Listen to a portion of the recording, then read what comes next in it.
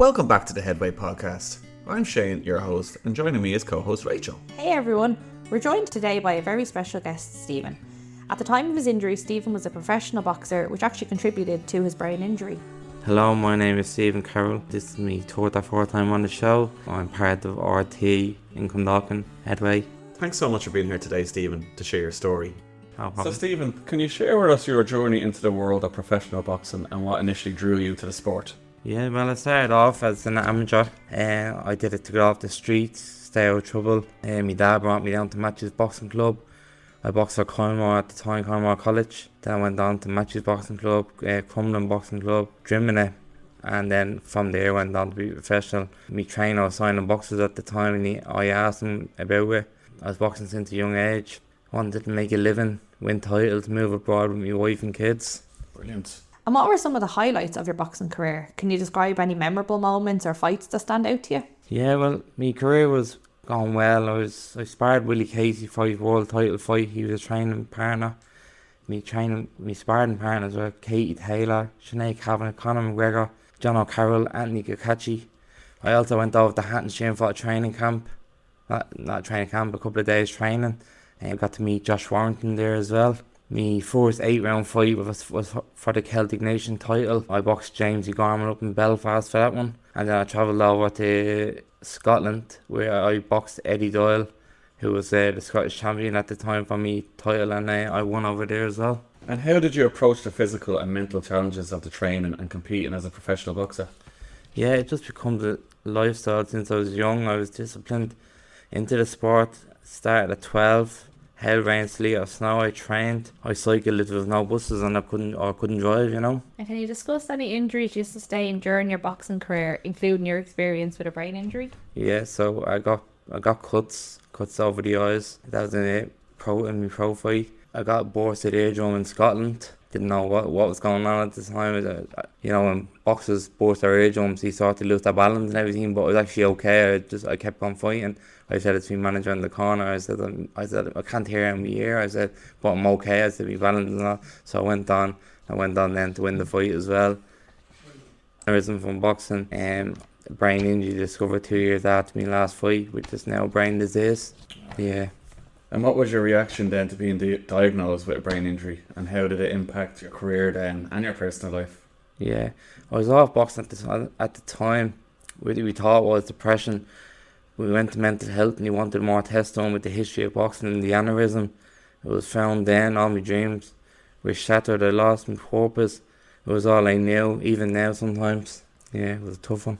I think so. Yeah. Definitely. And in hindsight then, do you think that there were warning signs or moments during your boxing career that would have indicated a potential risk for brain injury?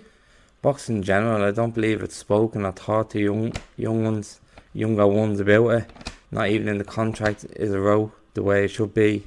In other sports, like in gymnastics, there's may cause or your child may break an arm or whatever, like in sign contract.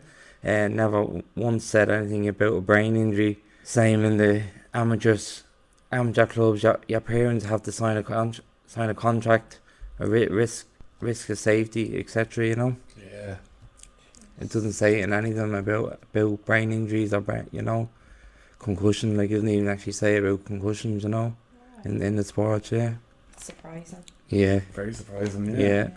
How did you navigate the decision to retire from boxing, and what factors did you consider then in making that decision? I had no choice. I was told I can't box again by a neurologist, and I had to just make a decision from there. Like, what am I gonna do with my life now? Like, you know, that boxing was got over. Like, that was the end of the game for me. That was another tough one as well. Hearing that, like, you know, like that. At the time before I went to my neurologist, I kept training, trying to get back into the game, trying to get the weight down, even though I was on medications that cause weight gain, trying to get the weight down. No matter what, nothing would bring the weight down, you know. No matter how hard you train, couldn't get the weight down and stuff. And then just hearing then that you're not allowed to box anymore, you know. You have this brain disease or brain injury at the time. Must have been really tough. Yeah, that's really hard. Yeah. Like, especially considering you put so much of your life into it. Yeah. A long time in the sport. Yeah. Definitely.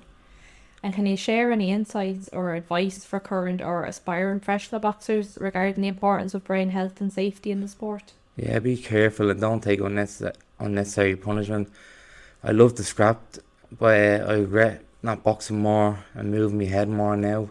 I used to always just try to get stuck in and have a tear up with whoever was in front of me, But that was the wrong thing to be doing, especially if you want a good career in boxing, move ahead, Don't take silly shots. That's good advice. Yeah.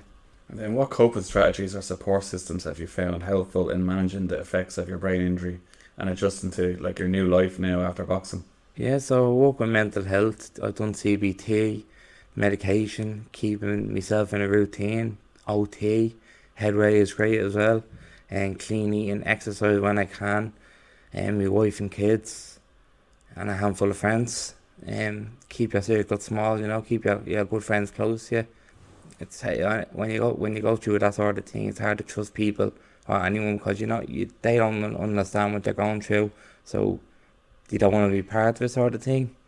But yeah, to keep your good friends close, even the ones that don't understand, but you want to try to understand, Yeah. And then looking back at your career, what lessons have you learned and what message would you like to convey to the listeners, especially those interested in combat sports, about the importance of prioritising health and well-being? Yeah, do your research before you participate. Talk to the people with you training you and build a good relationship with the main coach and coaches. Protect yourself with the equipment provided. Plus always get your head checks, your head scans, etc. Your MRI, your MRA. Live after boxing, medication saved me. It was the medication I tried. I tried all of them under the guidance of mental health, who knew me well. It took me trying to take my own life a couple of times, and mental health admitted me to hospital with a push from my wife and kids to agree to a certain medication, but it came with a side effect of weight gain, one I didn't want, but it was that weight gain on me not being here anymore. And as much as hard as it is, I want to be here.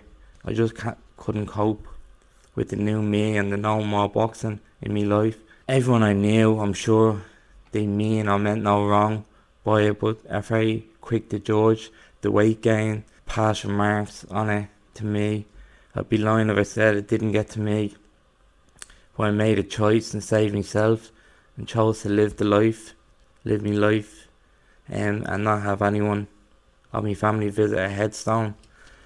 I wish people would think a little before they spoke. For years I boxed, I couldn't have Christmas dinner, only turkey and veg, missed out on birthday cakes. Everyone had one, would have some and have mine as well. I lived on the scales. I'm happy now. I can go for the meal, I can eat a slice of cake, I can enjoy my Sunday dinners. It's strange after starving yourself to make weight over the years. The remarks and the comments on my weight is definitely one thing that kills me inside, and being an athlete for so long, I don't think people accept that person anymore, because the injury or brain disease is not visible. It doesn't mean it's not there. No, brilliant, Stephen. Thanks for sharing that. Thank you. Yeah, no, I think that's That was so personal. Yeah. That was amazing. I think a lot of listeners now will actually benefit from hearing that. Yeah, because a lot of people, like that's one thing that gets me is the weight gain. Like I never wanted one medication. I always said it from the start with mental health. I said, can you put me on medications that don't cause weight gain or will maintain your weight that you are? I said to them, and I went 2 or 3 years on trying medications, but none of them seemed to work. That's when I had a manic episode, and I ended up in hospital then, and I had to go on the medication that caused weight gain, because it was the right one to go on, actually caused a massive weight gain, but thankfully keeping to my diet and a bit of exercise, and that keeps the weight down. But people are just quick to judge, like saying, because I wasn't at athlete before, they'd be quick to judge and say, oh, Jay, it's the weight you put on, They don't think about it before they say it, That's tough, it's a dig in the stomach, when people say that to you, you put on weight, you know what I mean? You're not the person you used to be. No one needs to tell you that, you know. Sometimes you just kind of wish people would, like you said, think before they say it, that kind of way, Oh, brilliant, Stephen. No, really, thanks for sharing that. No, And that was great. is there anything else then you'd like to advise listeners, anyone listening there today that wants to become a boxer or any type of combat sports? If they're joining boxing, always wear your protection gear, your head guard, wear your 16-ounce gloves, the heavier gloves and stuff like that, especially for sparring. Even heavier gloves if you're if you're at a senior level, or always protect yourself, always protect your head. Your head is very vulnerable, like, you know, if a couple of smacks could be next thing your brain damage, like, you know, and people don't think of that, you know. Stephen, that's brilliant. Now, thank you so much for joining us today and sharing all that. We really, really appreciate it. And I do believe a lot of people it will benefit a lot of people listening in. Absolutely. Stephen, thanks so much for coming in and sharing your story. Such an interesting discussion. And that brings us to the end of today's discussion. Thank you again, Stephen. Yeah, thanks very much for joining us today, Stephen. And as always, a big thank you to our listeners. Please don't forget to subscribe to the Headway Podcast for more thought-provoking conversations in the future. And don't forget to connect with us on social media to share your thoughts, questions and experiences. Join us next time for another enlightening episode. Until then, take care and keep moving forward with Headway.